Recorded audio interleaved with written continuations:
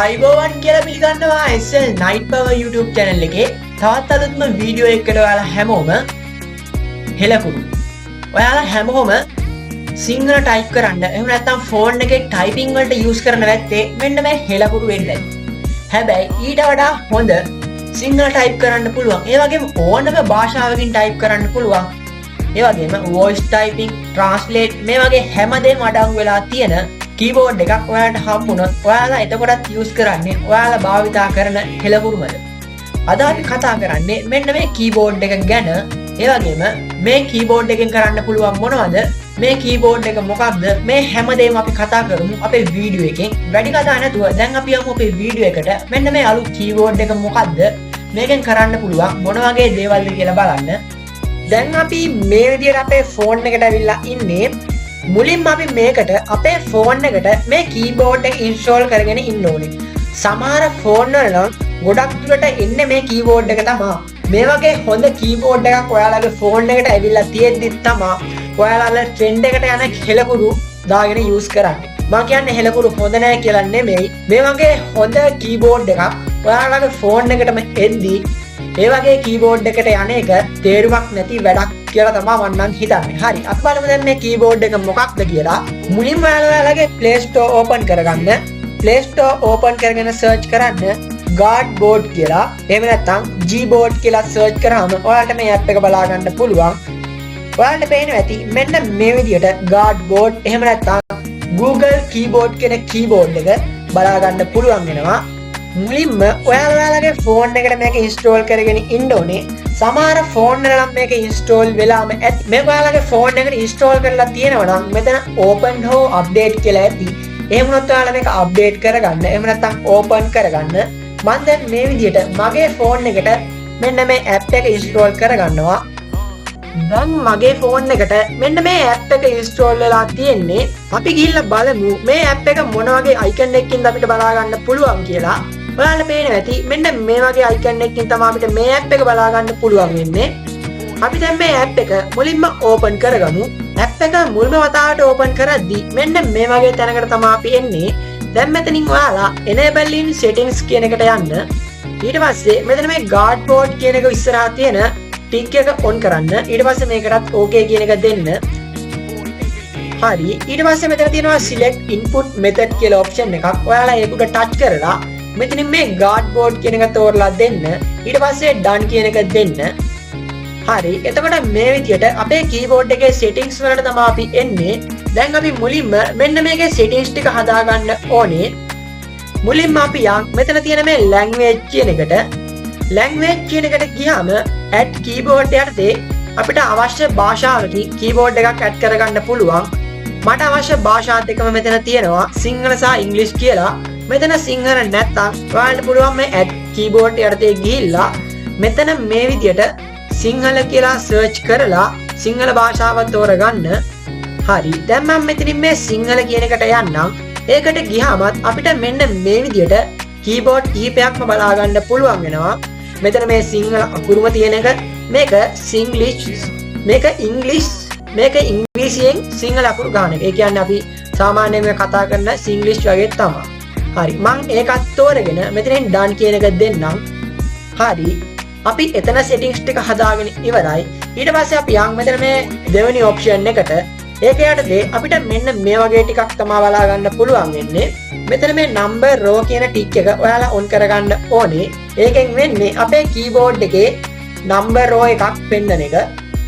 හරි. මෙතනින් ඔයාලට show emoji අවශ්‍ය නම් මේ ටික් එක on කරගන්න පුළුවන්. ඊට පස්සේ language එක මාරු කරගන්න key එකක් මෙතන තියෙනවා. ඒක ඔයාලට අවශ්‍ය නම් on කරගන්න, අවශ්‍ය නම් off කරගන්න.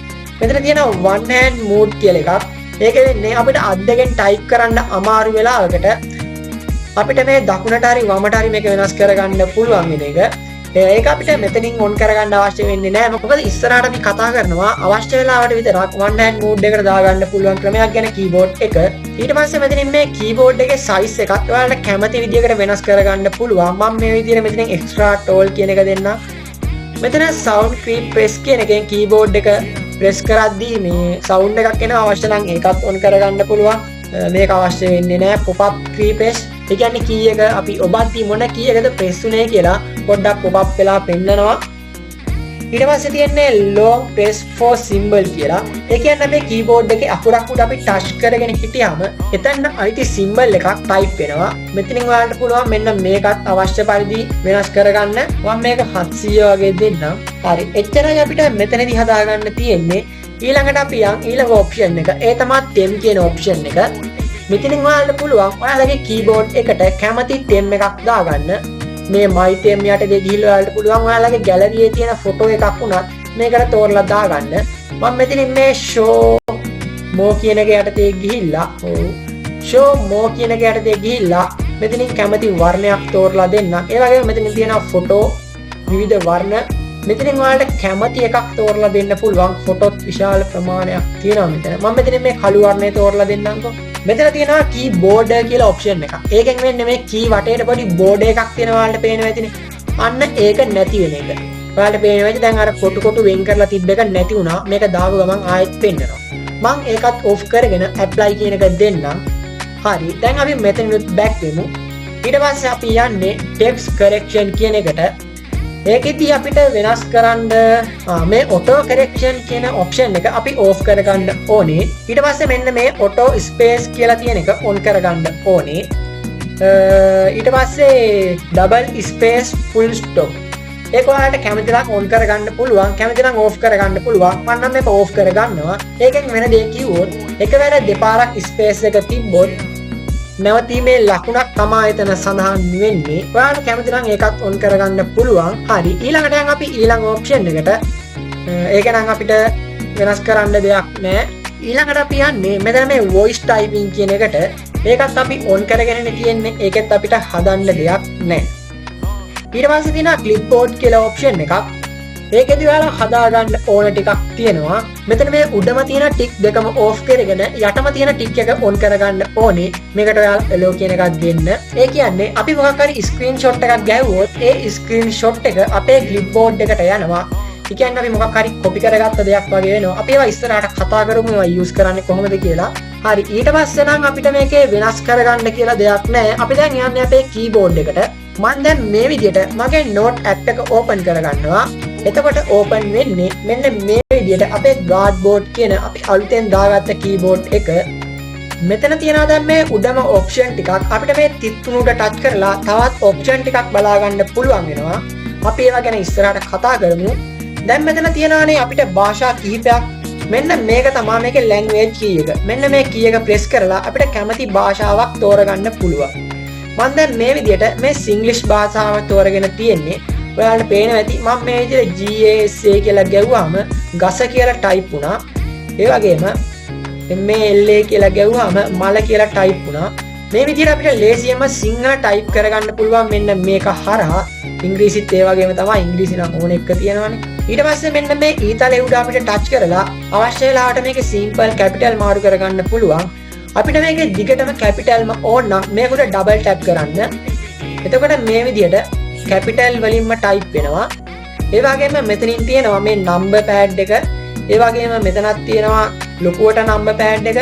මෙතන symbols වගේ දේවල් අපිට බලා ගන්න පුළුවන් මෙන්න මේ විදිහට. හරි. දැන් මෙතන උඩින්ම තියෙනවා මේ sticker සලකුණක්. ඒක උඩ touch කරලා අපිට විවිධ sticker මෙන්න මේක සඳහා use කරන්න පුළුවන්.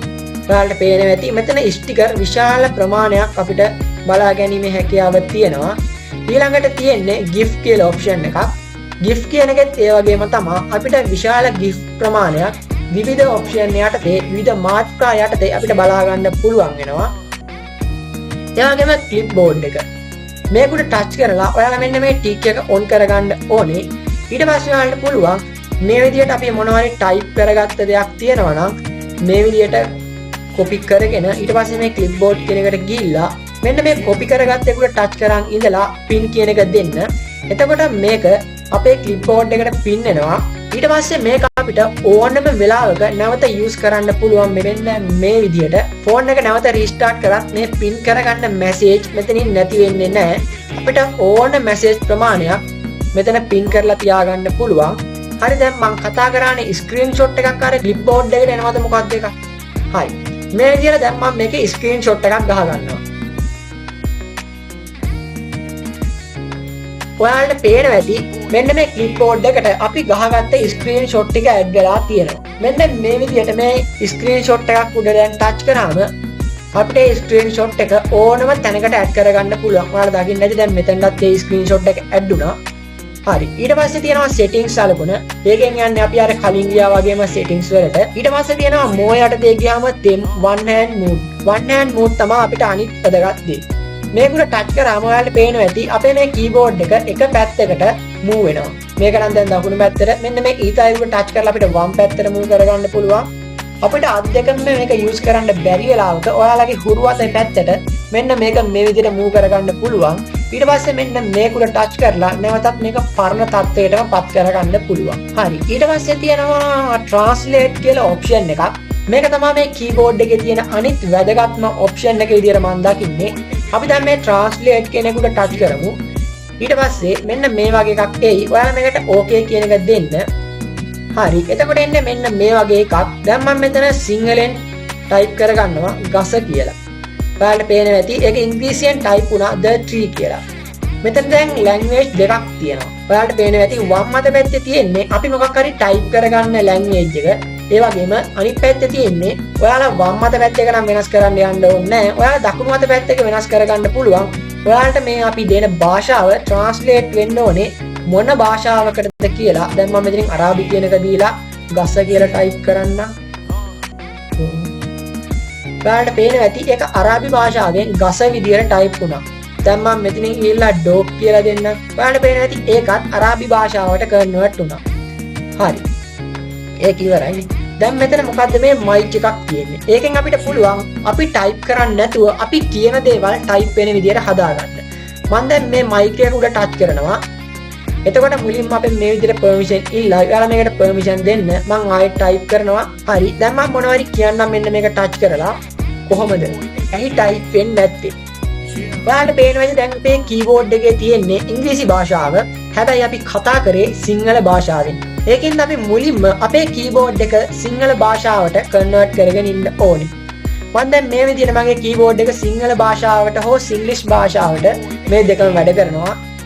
සිංග්ලිෂ් භාෂාවයි සිංහල අර අකුරුම තියෙන එකයි. හරි. දැන් අපි සිංහලෙන් කතා කරලා බලමු. දැන් ඔයාලට පේනවා ඇති මෙන්න මේ විදිහට සාර්ථකව අපි කියන හැමදේම මේකේ type වෙනවා.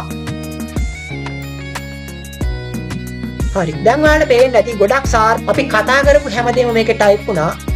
හරි. දැන් මේකේ දෙකක් එකට එකතු කරලා අපිට තවත් වැඩක් කරන්න පුළුවන් නේද? අපි voice typing සහ Google Translate කියන දෙකම එකවර use කරමු. මම මුලින්ම Google Translate තෝරගන්නවා. ඊට පස්සේ මෙතන mic එක උඩ touch කරලා දැන් මම කතා කරන්න යන්නේ. මම මෙතනින් ඉංග්‍රීසි භාෂාව තෝරගන්නවා. හරි. දැන් ඔයාලට පේනවා ඇති මං කියන හැමදේම ඉංග්‍රීසි භාෂාවට translate වෙලා type වෙනවා. හරි. දැන් ඔයාලා දකින්න ඇති මං කිව්ව හැමදේම මෙන්න මේ විදිහට ඉංග්‍රීසි භාෂාවෙන් translate වුණා.